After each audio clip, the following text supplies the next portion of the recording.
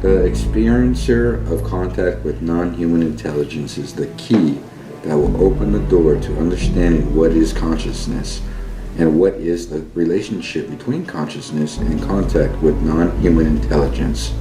Disclosure is taking place not from the top down, but from the bottom up. This in turn will provide a better understanding of the vast complexities of the multi-dimensional reality.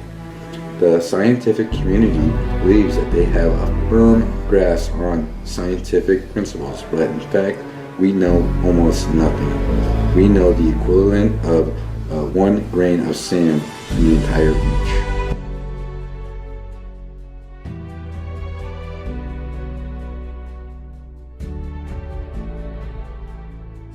We don't like to use the word ETs because people see all different types of beings, hundreds and hundreds of different types of beings, and some are physical and some were not physical.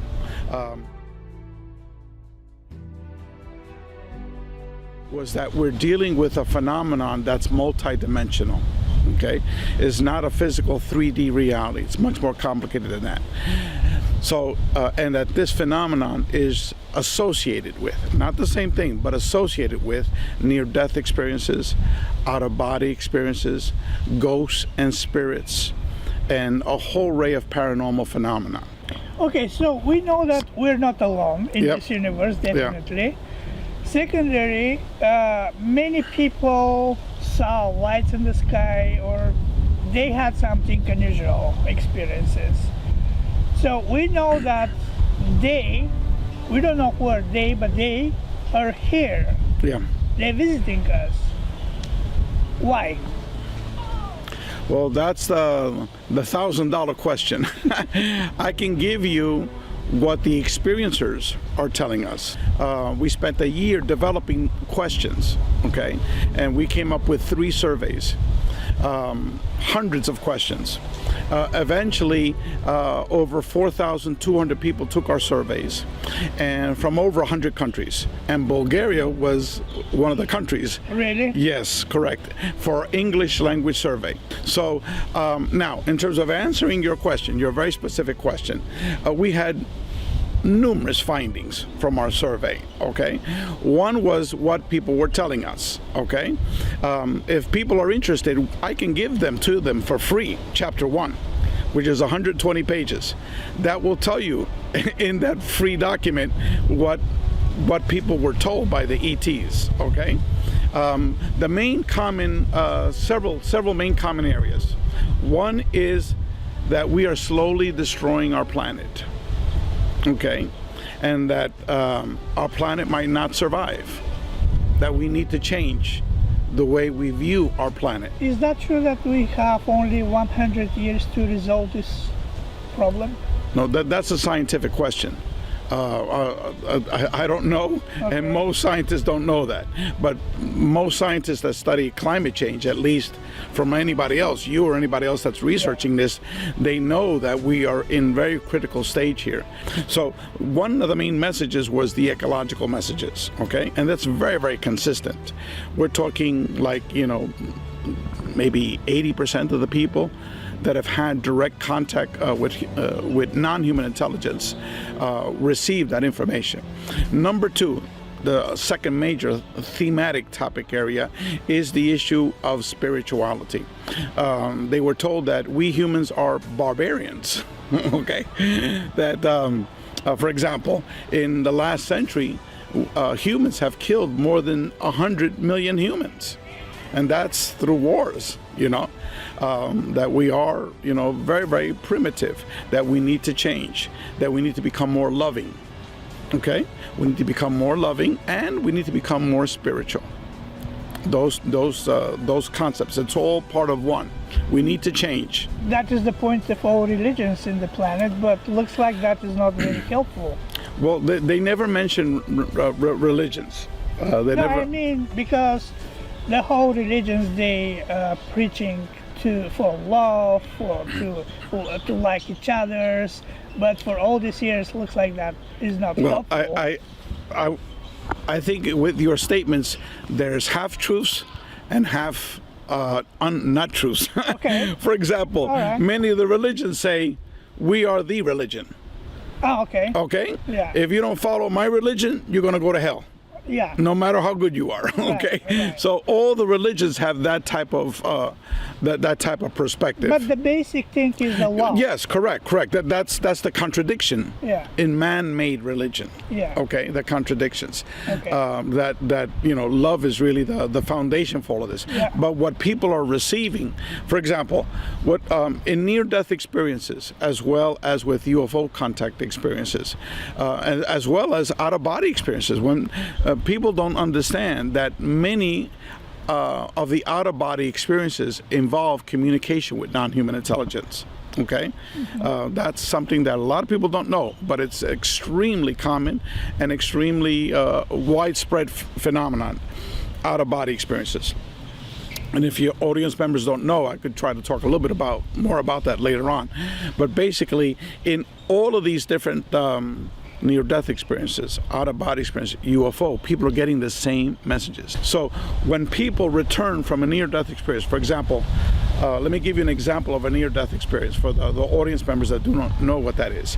Let's say, for example, you have a heart attack, okay? And then you die, and then you float out of your body, and then you see your body underneath you. Okay, and then you see all the people coming to you, trying to help you, to resuscitate you. They might call an ambulance. You might see the ambulance underneath you, and then all of a sudden it's like a vacuum cleaner sucks you up, and then you're going through this long tunnel very, very, very fast. And then you see a light gets bigger, and then the light is all around you, and you go through that light. Okay, and then you begin to have encounters with deceased family members. Okay, if you are an adult, if you're a child, you don't, many times there might be grandparents that you never met, things like that, okay? But you have interactions with a deceased family member that you realize that they're spirits, okay? But then, for many people, they then see a being. Spirits, but they still have the human form. Yes, correct, human form, yeah. Most of them are young looking. They're like in their 20s. The person might have died when they're like 80 years old, but you see, the younger version of them. That not all of them, but the majority of them. Okay. Now, then you have an encounter with a being that's like pure energy. The way people describe it, they know it's not a spirit. They know it's angel, something bigger. The way they describe it is like the mind of God, or God, the way they describe it. Okay. They don't describe it like a religious figure. Okay, the overwhelming majority of these people, they described it, some of them say that it's like a human type of figure, just so you're not scared of it and you are able to interact with it. But it's pure energy, radiating energy all around it, pure energy. What we found out in this survey of 4,200 people is that 80% of the people, 8 out of 10, have had an out-of-body experience. Okay, that's very large numbers. Okay, and like I showed you, when people die, they go out of their body. Okay, other people in their out-of-body experiences, they travel to other realities, other dimensions. Most of the people just stay in their home.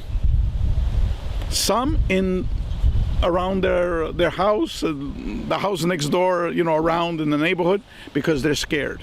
For how many dimensions exist? No, nobody knows that. If anybody tells you, they have physicists. I know because I talk to a lot of the physicists, PhD physicists, and there's different theories for dimensions. Like even within string theory, Michio Kaku is the most famous person for string theory that has their 11 or 12 dimensions. But even in one of those dimensions, Michio Kaku states it's almost an infinite amount of dimensions.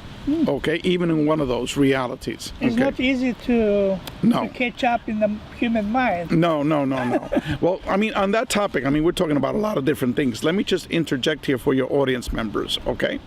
Dr. Rudy Shields, who's like Stephen Hawking, he's still alive. He's almost 81 years old. And again, he taught astrophysics at Harvard University for 45 years, okay? We're talking about a genius like Stephen Hawking. As a matter of fact, he said 25 years ago that Stephen Hawking is wrong about black holes. Yeah. Okay? Stephen Hawking was wrong, all right? Mm-hmm. That's why we use this as a tribute to Dr. Rudy Shields and the information aspects of Dr. Edgar Mitchell that he worked on. So it came out several years after Rudy Shields stated that. Stephen Hawking publicly admitted, I was completely wrong about black holes. Okay. So, I mean, that's who I'm talking about. Yeah. Rudy told me, Ray, if you graduate today, not only in the United States, all around the world, with a PhD in theoretical physics, okay, you're going to be an adherent, a believer, okay, in a multiverse theory. Now, which one depends on what you're being taught, okay? But there's different types of multiverse theories like we were talking about before. But what he told me was that almost everybody that gets a PhD in theoretical physics today is going to understand all the different multiverse theories, and most probably will support one of these theories, okay? Yeah. So here you have all the geniuses of the world, all the Stephen Hawkings of the world, or the Rudy Shields of the world, all these preeminent physicists, knowing that our reality is not three-dimensional, okay? That it's multiple dimensions. Right. But yet humanity doesn't understand this. Yeah. Okay? It's not easy to understand. It's not easy to understand, correct. But if you begin your life being educated to understand that our reality is not, this solid physical thing, that it's not this, okay? Mm-hmm. That is much, much more complicated. Then that opens your understanding that this UFO contact phenomenon might be a little bit more complicated than what we think it is, okay? 95% have had paranormal experiences. Yeah. That's huge numbers. And then we can go into all the different paranormal topics of it, okay? People that have had, for example, what you had, okay, precognition, knowing something that's going to happen in the future. That was like 90%. So something looks like something happening, something begun in the world. You say many people have that experiences, but why that happening? Okay, let me give you a response. All right. Okay, and I'll give you an easy way for your audience members to think. Okay, I think what's happening is that our reality as we know it, okay, humanity might not exist. Okay, for not too long. Why? Because of the ecological factors that we talked about. Yeah. Okay, or at least humanity as we know it, okay, might not exist. We might be, for example, what would happen if all of a sudden in 100 years, all the major cities along the oceans are totally destroyed? Okay, you would have a lot of starvation. You would have a tremendous exodus, relocation. You would have wars, you would have power struggles, geographic battles, okay? Maybe nuclear wars, okay? So it's like the humanity that we think we're having now is going to be not what it currently exists now, okay? So what's happening now is that we're getting all these messages from many different sources that, look, we better change, like I discussed before, okay? Now, let me give you some examples for the audience members, okay? The whole topic of UFOs or space people coming from outer space, when did that really become popular, okay? That was before the internet, so you can't say it's the internet, okay? Yeah. Star Trek, right? Yeah. Star Trek, the television series became popular, was shown all around the world. I don't know, in Bulgaria, did they have? Yeah. Okay. Yeah. All right. In your language, okay? Yeah. And so Star Trek started in the late 60s, 68 or 69, but then really became popular in the 70s, the early 70s, okay? Now, near-death experiences. When did near-death experiences reach popularity, that humanity learned about it, okay? The ancient traditions, the Greek, Roman, and from India, they all discussed it in a lot of their writings, near-death experiences, but it became popular in 1975 when Dr. Raymond Moody published a book called Life After Life. And that was the first book that became very, very popular about near-death experiences. Now, the paranormal experiences, was very, very famous in the late 1800s, especially in England. With Frederick Myers and a whole bunch of other people, but paranormal experiences, people have been talking about it for thousands of years, and but that has expanded now. So that's another of the paranormal phenomenon that we ask questions about, and it was many, many people. Let me give you an example of just a strangeness, but the point that I'm getting at is that all of these experiences, these paranormal experiences, all came about publicly, worldwide, at the same time. Why? Maybe it's time. Okay. Maybe people is preparing. Century after century. There's a reason why these three major experiences, the UFOs, the out-of-body experiences, the near-death experiences, why all of them became well known around the world at the same time, within 15 years, 10 to 15 years of each other. Okay? There's a reason for that. So people have to think. There's no coincidences in life. What is the reason? Okay? For us to change. Yeah. Like the messages that we got in the book that I talked about later. Yeah. We need to change how we treat our planet. We're destroying our planet. Okay? If we continue with this, humanity is not going to be what it is now. Okay? Look at this. Like a confirmation. There was no wind before. Now look at this. Okay, it's a confirmation. Okay. Yeah. Secondly, we need to become more spiritual, more loving, to understand that we are not flesh and bones, that we are eternal spiritual beings. Okay. The out-of-body experiences confirms that. The near-death experiences confirms that. We're not just flesh and bone. Okay. We're something much more than that. Mm-hmm. Okay. So that's the reason why we're changing. Now, let me give you an example of these electronic voice boxes, okay? There's a medical doctor who lives less than a mile away from here, a medical doctor who for 40 years has been studying electronic communications from non-human intelligence, okay? Whether it's ghosts or spirits or whatever, that's up for debate, but captured messages. So we can go to his house and he'll show you hundreds of these audio types. Yeah, I mean, we need to arrange it. Yeah, of course. Yeah. Not right now. But he's a rheumatologist, and he learned that training in Spain, because he got his medical degree in Spain and then came to the United States. He's a Cuban American, like I am. Okay.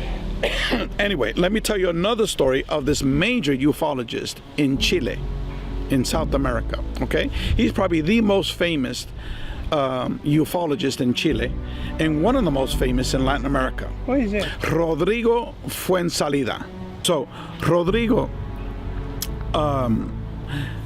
has had contact with UFOs, has seen UFOs, okay, and for years. So he became a nuts and bolts ufologist, like most of the people that enter this field, okay? And then all of a sudden he began to have all these paranormal experiences. Same thing like we documented in our book, okay? Like same thing happened to me, And so then one time he was talking on Skype with a friend.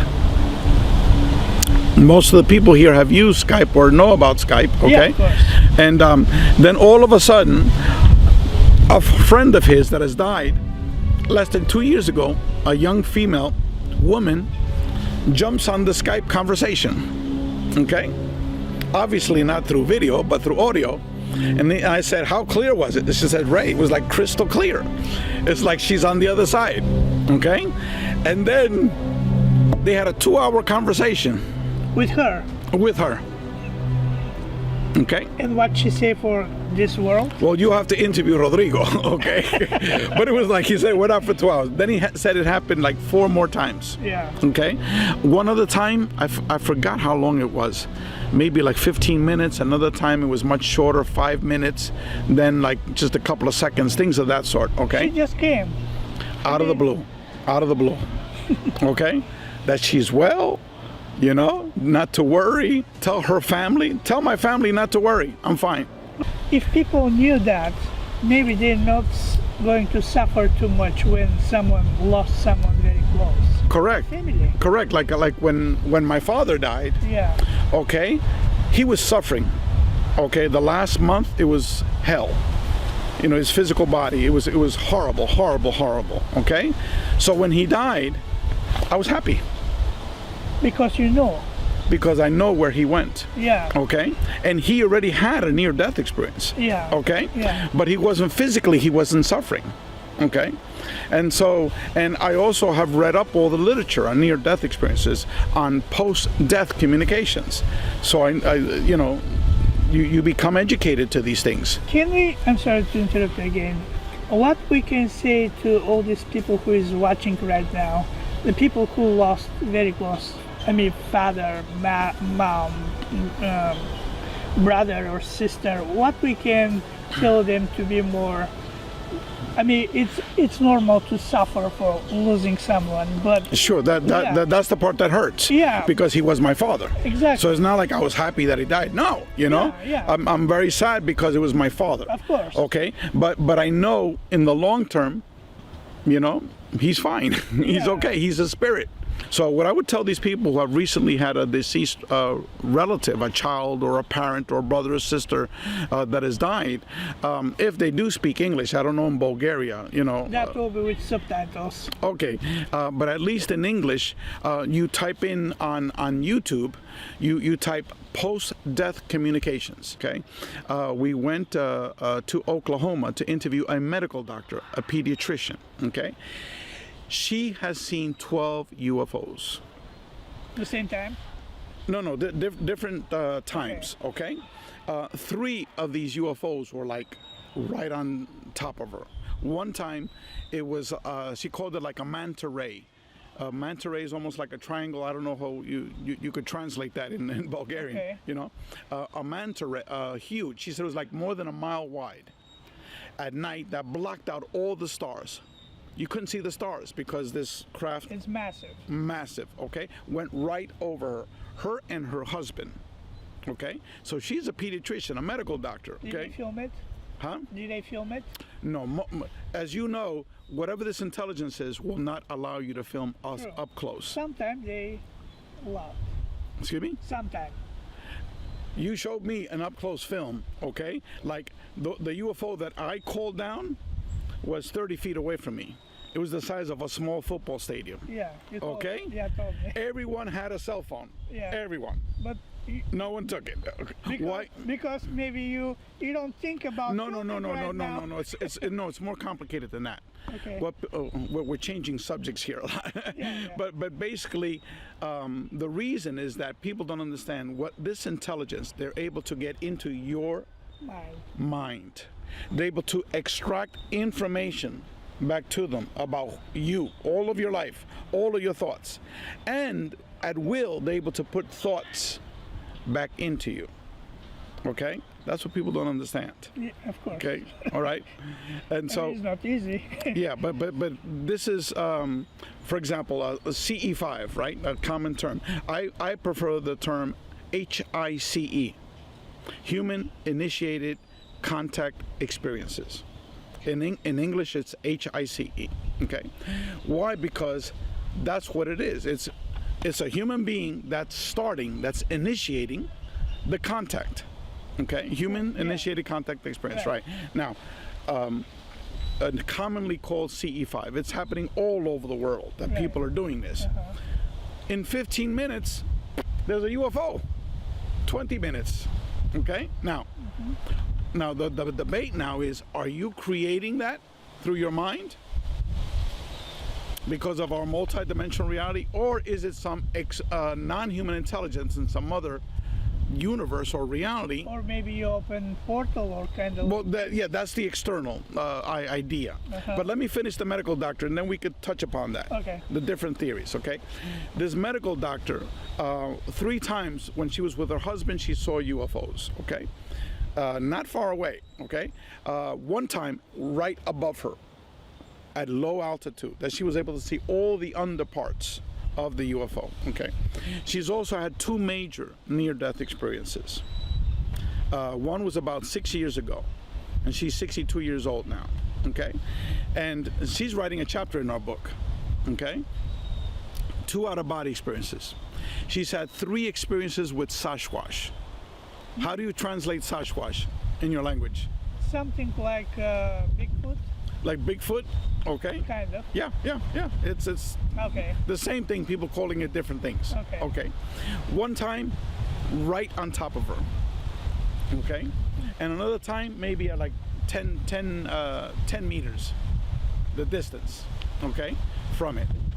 And then another time when she was driving the car in a rural road, she saw it. She said they're huge, okay? They're very, very tall, okay? And she said they have no neck. It's just like shoulder and a head on top of it. Yeah. And then the shoulders, the way she described it, is like, it's like this. It's huge, okay? Massive. Tall, like 10 feet, 20 feet? Tall? The way she was describing it seemed more like 12 feet. 12 feet? Yeah, in height. This is huge. It's really huge. Yes, correct. She said that the very first time she saw the Bigfoot, she was driving on a rural area, very rural area, and there was 2 Bigfoot. One was taller, another one was smaller, that they stepped over a fence. They didn't jump. It was like stepped over the fence. Okay, and then I can go into the details of the Bigfoot. Just but for a second, Native Americans told me with witnesses of Bigfoot from in New Mexico, in Dulce. Okay. They say that they just show up from nowhere, like from another dimension or something, like, I don't know, just show up. They have some evidence, like a hair, so they make research in lab, and they say that is not human. Yeah. And they gone again. The only one evidence they left was the hair in the bush. Okay. Well, she was mentioned that one of her 3 experiences, Bigfoot was looking inside her car. Come live with us. We'll accept the responsibility. Can you imagine what a Bigfoot would do to your home? Oh, abominable snowmen. There are no Sasquatches. There are no big feet.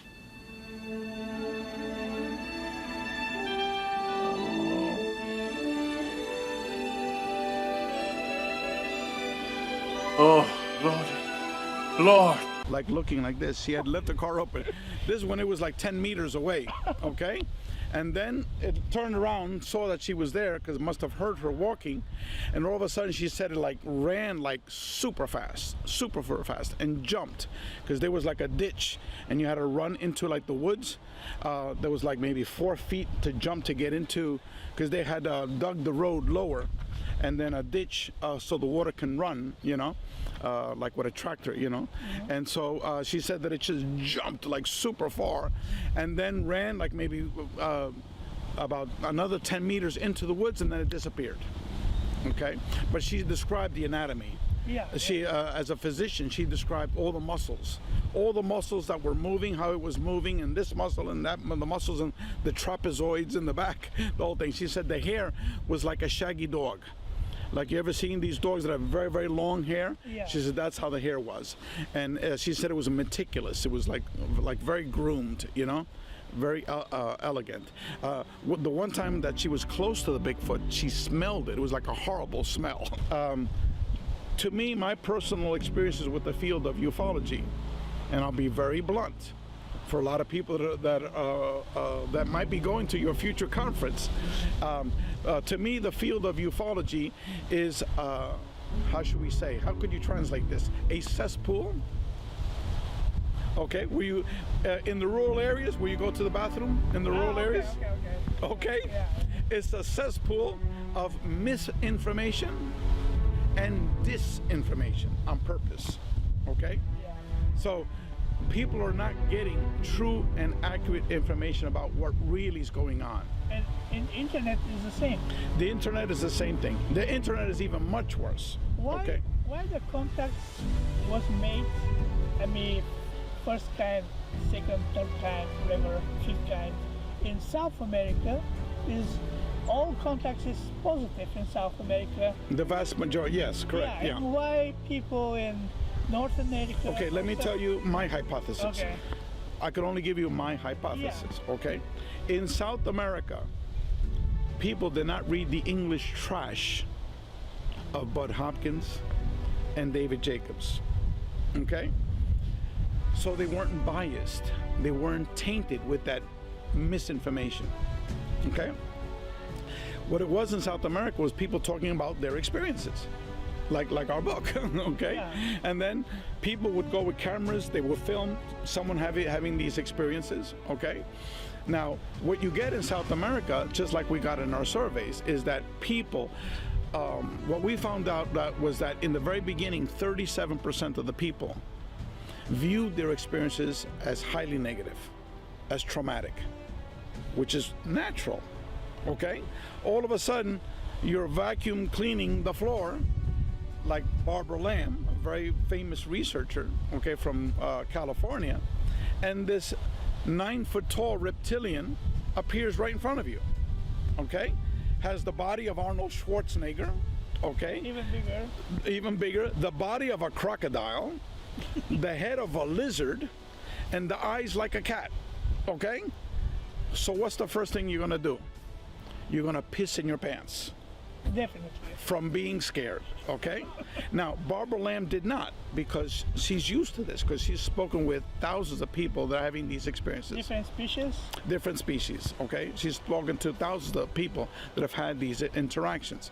So what does she do?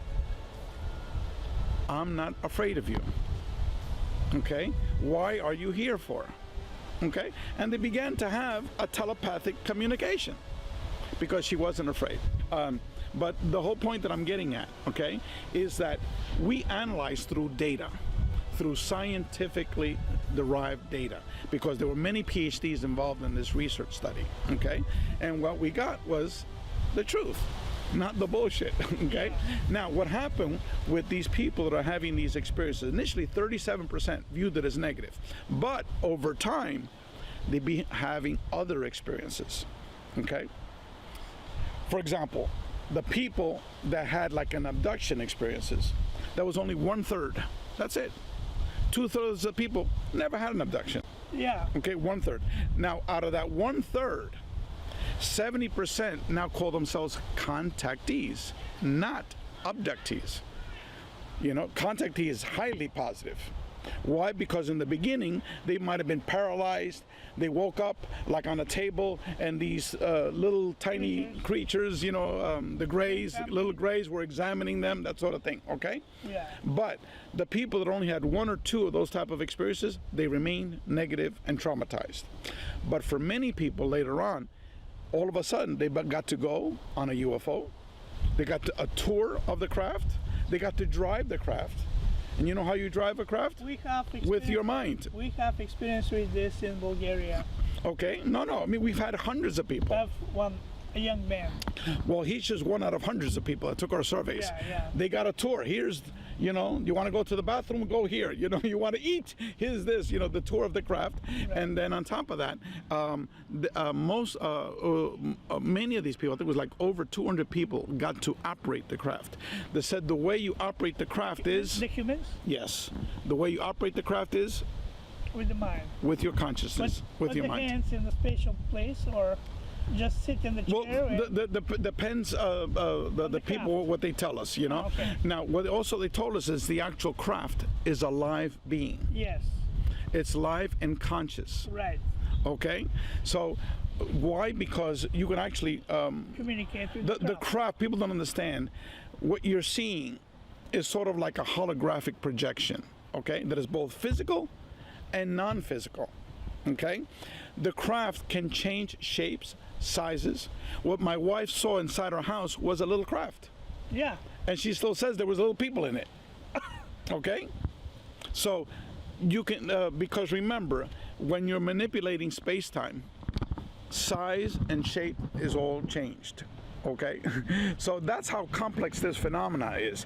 But you only get that data, that information, from doing statistical, scientific data analysis. Okay, now what complicates ufologies is that you have all these other crazy people being invited to give talks Okay, people like, for example, do you know that this woman? You ever heard of the name Laura Eisenhower? Yes. Okay. The daughter or granddaughter. That's bullshit. Okay, here's a woman. You listen to her talk. It's all conspiracy theories. Okay, she was being. All of a sudden, Corey Good became famous and made a lot of money through Gaia TV and through the lectures. He was, paid a lot of money through these lectures. Before the secret space program. Okay, he was beamed up to Mars. Okay, and like various times, and then when he returned, he was young again. But yet he was up there 20 years. Yeah. So she saw all the money being made here, and all of a sudden, hey, I was part of the secret space program too. Yeah. Okay. So you have, and then all of these conspiracies, the reptilians are taking over the world. Ufology, the way it is now, all over the world, not just the United States, is a cesspool. Now you know the definition of cesspool, right? A latrine where you go in the rural areas to go to the bathroom. It's a cesspool of misinformation and disinformation. Okay? With no science, no statistical analysis. All the PhD academics, Dr. Valet, will have almost nothing to do with ufology. Okay? All the scientists in our organization will have almost nothing to do with ufology, but yet they're interested in because they know it's a valid phenomenon. Let me ask you something. Please translate that. Put that there, translate it. I went to Berkeley for a PhD. Okay. Even though I've had all these experiences and I'm open to all these things, I'm always looking for explanations of science and data that might explain certain phenomena. Now, what I will tell you about pictures and cameras is that it's very, very well known that people taking pictures, they see ghosts, spirits appear. Okay. Also, people have had superimpositions of other people.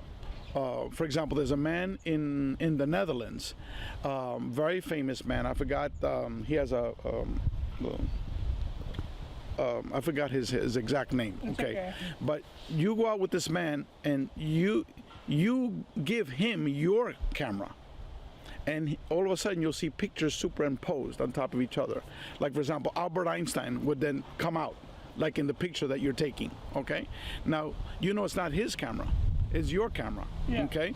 So we know that phenomenon exists, and certain people have that characteristic, that trait. Billy Myers? No. Okay. It's that doesn't matter. I'm just thinking. The name is like Van Hoven or something like that. I forgot his name, but he's from the Netherlands. He's still a young person. Okay, so we know that he's just an example. He's not the only one. But there's a lot of people out there, and historically that's been documented that this phenomenon exists. That my best explanation is somehow like your consciousness is superimposing that image into the photo. Okay, for example. Okay, again, we're talking about aspects of that has been studied in parapsychology, for example. Okay, and it's all based upon like quantum physics. Okay, for example, the double slit experiment, very famous experiment in quantum physics that there's people doing it all over the world for students that are taking basic quantum physics classes. Okay, and so you are able to change photons between particles to wave functions with the consciousness. I don't know if you knew that. Okay. Why not? Go into YouTube. I'll tell your audience members. Go into YouTube and type in double slit. Slit is SLIT. Double slit experiments. The reason is because they have like a box and they have like two slits, two holes. Okay. Like this. Okay. So they put a particle, an accelerator, a photon, not accelerator, a machine that makes like a laser. Okay, a laser, and then depending on whether someone is observing it or not, you can change from the photons going into each slit that will be like straight lines. You'll see straight lines going up and down. And then on the other way is you'll see waves. Okay, waves. Okay, like you see a lot of different like that. So it's the human being, not only the human being, but whether there's like a camera there for observation as well, changes that. So it's a very highly complicated term. I cannot explain it because I'm not a physicist. Okay, but this is what I was told and what I was shown for educational purposes. So it's on the internet. Okay, so what I'm telling you now is that the human consciousness has an ability. Okay, and that's just an example. Another thing is, all the experiments that Dr. Dean Radin is a member of this organization. He's, we've quoted him in a quote from him right here. Dr. Dean Radin, Chief Scientist at the Institute of Noetic Sciences, IONS, which is the organization that Dr. Edgar Mitchel formed, which is the world's preeminent organization that's studying parapsychology and consciousness and other aspects as well. And he's the author of several books. One is called The Conscious Universe. The other one is Entangled Minds, Entangled, Hooked Together, and Supernormal and Real Magic. So 4 major books. All of them discuss consciousness and science. Data, data, data, experiment, experiment, experiment. And so Dr. Dean Radin wrote, our book, Beyond UFOs, is an important book because it reveals that many ordinary people are having extraordinary and sometimes profoundly life-changing experiences. These experiences, which often arrive spontaneously, reminds us that today's scientific understanding of reality, and especially the role of consciousness in the physical world, are seriously incomplete. That means we just don't understand it. Yeah. But what it is that our reality is not what we think it is. It's much, much more complicated. Okay? But what our book has demonstrated is that the thousands and thousands of people, okay, they're having not only contact with UFOs, but they're having paranormal lives. Okay? What we discovered was the physical aspects of their experiences were small. The paranormal aspects were huge. Okay? For example, let's use me, my own personal experiences. I've seen 4 UFOs. 3 of them were very close. Okay? One in your house. That I called down. No, I mean one in your house. Oh, well, I don't know if that was a UFO or not.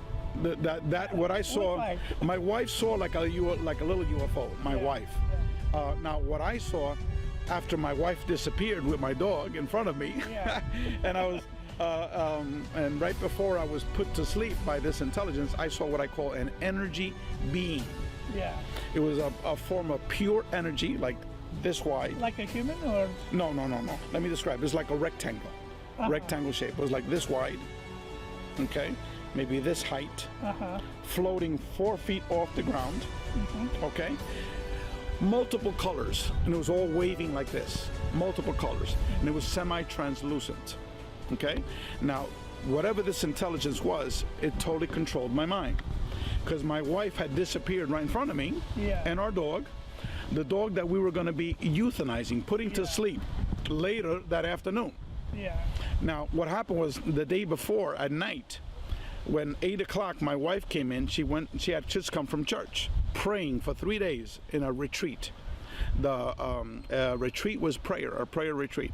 So when she came home, I told her our dog became totally paralyzed.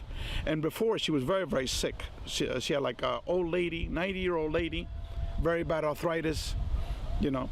And then all of a sudden, she became totally paralyzed. She couldn't move. She was like, you know. And so we called our veterinarian. He says she had a stroke, a cerebral hemorrhage. From what you're telling me, we're going to put her to sleep tomorrow. So this experience occurred early in the morning at 6 o'clock in the morning. So here my wife disappears in front of me. The dog disappeared in front of me, okay? I could only see that energy being in front of me, and I looked at it, and I said, bullshit. This is what you got me up for? So you woke me up at 6 o'clock in the morning for this bullshit? I'm going to sleep. And I turned around, I went to bed, and this thing put me to sleep immediately. Whatever this intelligence. Now, is that normal, what I did? Is that logical? No. No, it's not. It's not, okay? Now, when I called the UFO from the sky, similar experiences occurred. There was telepathic communication, mind to mind, and the whole UFO, I call them UAPs, unidentified aerial phenomenon. That's my terminology. But UFO is a common term that people understand, okay? Now, all of a sudden, it changed what it totally looked like. You're watching an object in the sky, a huge object, and in my mind I said, you better do better than this, because my friends, they don't think you're a UFO. So all of a sudden, boom, it totally changed into something totally different. You see what I'm getting at? Yeah. Okay, this is not just about, this is beyond UFOs. It's not just about UFOs. Yeah. It's something much more complicated that we just do not understand, okay? Mm-hmm. But we have to understand it, try to understand it in a rational, scientific way to be able to try to document what we don't understand, okay? But if you get people like Corey Good and David Wilcox and Laura Eisenhower as the main speakers of your UFO conference, I'm not gonna go, because that's bullshit, okay? That's bullshit. Yeah. We need to try to explain this, okay, by documenting the phenomenon, documenting it, document. And now you might not come with explanations, you might not get answers. Maybe you're talking about new paradigm of science. It's a new paradigm of trying to understand what we're calling the contact modalities. Because the science we know now, it's very limited. Correct. So that's why I'm saying maybe we'll be more clear if we say new paradigm of science. Well, the title of our new book is going to be published in July of this year, 2020. So you're thinking of having your conference in what, September? Yeah, of 2021. 2021, September 2000. Okay. By then we should have many volumes of this new book. We're planning 3 volumes. Each only in English. Well, you want to pay for the translation? But you see, it's 820 pages, yeah. This book. We want to have 3 of these books, okay? Now, the title of that book is titled A Greater Reality. How do you say that in your language, a greater reality? A greater? A greater reality. Just a rough translation. No, I understand it, but I cannot translate it. Okay. Well, you better translate it for the video that you got here. Yeah. So the name of our new book, it's going to be at least 3 volumes, is titled A Greater Reality. Okay. The new paradigm of consciousness, the paranormal, and the contact modalities. Okay, so that's what we're trying to get at with this new book. Okay. What we're showing is that, and just to give you an illustration, this is a very, very simple illustration, but at least for people to understand, okay. These are the contact modalities, which involves all the different ways that humans are piercing the veil, or going through the veil of our reality, and having contact with non-human intelligence. And as you see, what's holding it all together is consciousness. That's the glue that's holding it all together. Yeah. So what we're arguing is that there are many, many different ways that humans are piercing the veil to another reality.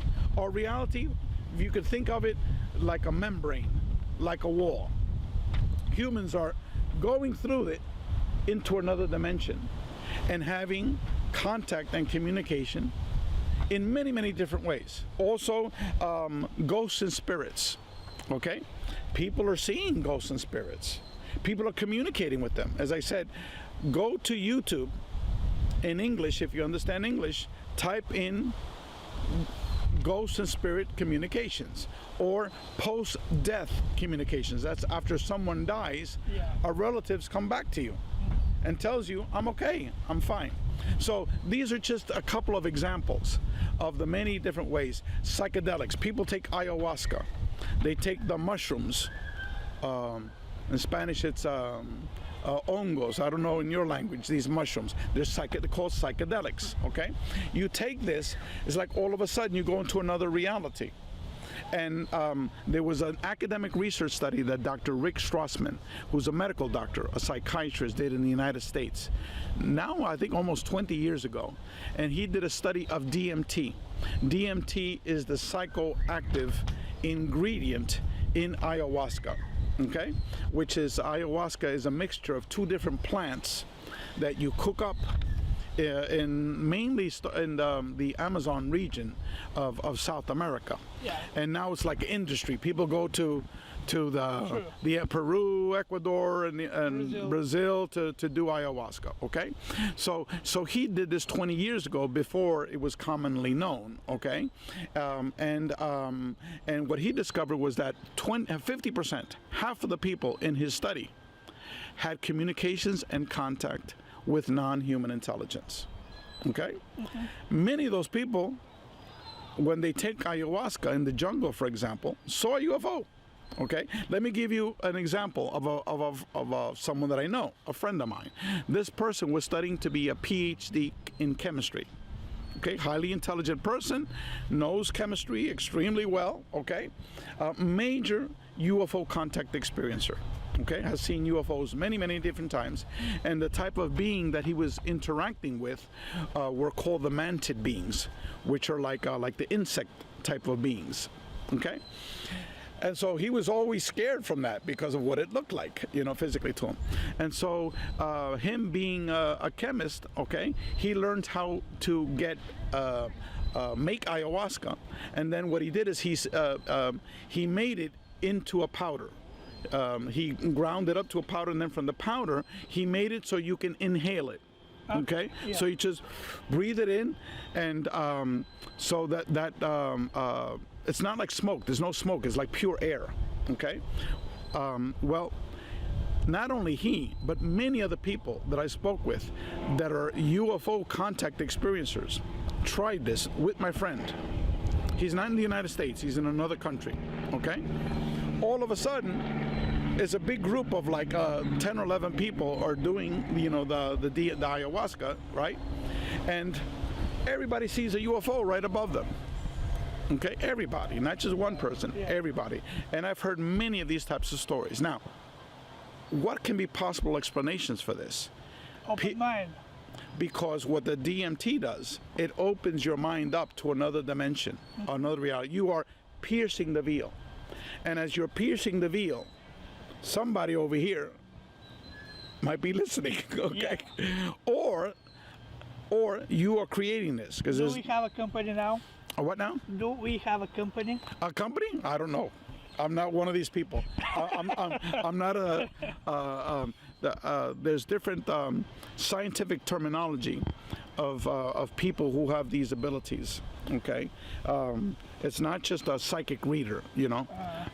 But that phenomenon is very real. For example, I interviewed this 80-year-old lady, major experiencer of ghosts and spirits, the angelic realm, and UFOs, and different types of ETs. Okay, so so part of you could say this lady's crazy. Okay, so we could only document her story. She did show me lots of videos of UFOs and photos. Okay, I have the photos and we have the video because we interviewed her for our documentary, just like that medical doctor I told you before. Okay, now this lady, I said, can you give me a psychic reading? Okay, now it was very late on the second day. We interviewed her for 2 days. It was very late. She was very tired. She says, this drains me.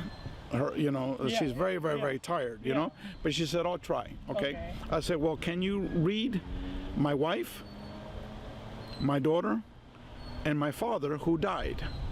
Okay, well, let's start with my wife. My wife, a year ago, had brain surgery for an aneurysm. An aneurysm is like an artery in your up here that gets big like a ball, is ready to explode. So my wife had surgery for that. She could have died from that, right? So she doesn't know anything about my wife, okay? All of us, she's telling me, your wife just had a major, major illness. They've told me, you don't have to worry about it no more. It's gone, taken care of. And I'm like, whoa, you know, right? Right. And then my daughter is just graduating high school with a college degree. Okay, with a 2-year college degree. That spider is in your... Oh, in my neck. I mean, not in your neck, but close to the... Okay, is it the jacket? Okay. In the jacket. Well, there's some spiders, little ones, that do cause you problems, okay? Yeah, probably. You worried with these spiders? I mean... No, just kidding. I heard some stories. Yes, me too. I know. I have a friend who was bitten by a little spider, and he was in the hospital for 3 months. Wow. So anyway, so my daughter is very, very smart. She's an experiencer. With me, she saw this big, gigantic UFO for 45 minutes, 10 meters away. During this time, you talking with them? Or just Yes, it was observing? telepathic communication. Yeah. What they tell you, if it's not secret? No, well, I would have to get into a long story Okay. about that. But let me continue with my daughter now, okay? So my daughter also has had 3 people that have told her about their near-death experience. The first person was her pediatrician. I asked the doctor, excuse me, doctor, have you ever heard of near-death experiences? I've just finished reading 300 books about this. It is something that you need to know about. And as I was saying it, in my head was like, why did I say that? Why did I say that? You know? She looked at me like, right? And I said, oh my God, this woman now must think I'm crazy, right? And I said, oh, I apologize, doctor, I apologize. I don't want you to think that, you know, I'm crazy, you know? No, there's no need to apologize. How did you know I had one? And then with my daughter next to me, she goes on and details all of her near-death experience. Okay, so I'll just give you an example of my daughter, okay? Right. My daughter is graduating high school with the highest of honors, okay? Almost straight A's, okay? She'll be graduating high school with 2 years of college. And what does she want to study in college? Neuroscience. Why? Because neuroscience studies the mind and also consciousness, but they study it from a materialist perspective. But she also wants to take courses in the philosophy of the mind, okay, which is all deals with consciousness.